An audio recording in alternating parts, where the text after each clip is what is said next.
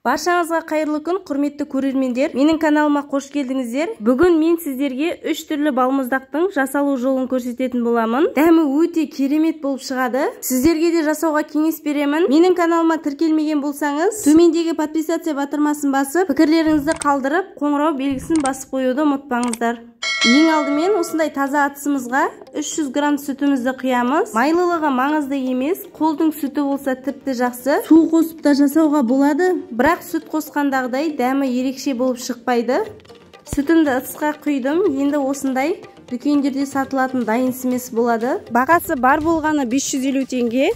Мен осындай өзіме ұнайтын құлпынай түрін таңдадым. Енді миксеріміздің жай жылдамдығынан бастап күшейте береміз.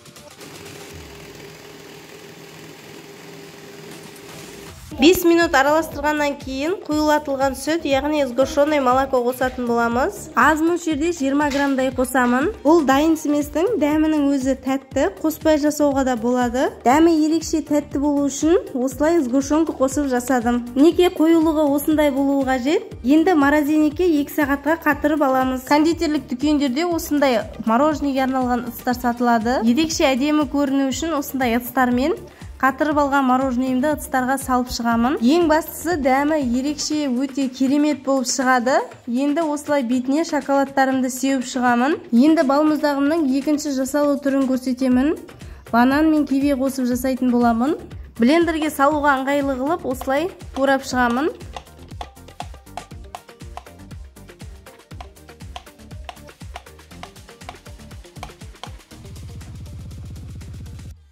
Неке барлығын турап алдық. Енді блендерге салып, үстінен аздап сгущенка қосып, жақсылап араластырамын. Бұл жемістерден жасалған балмұздақтардың дәмі тіпті ерекше болып шығады.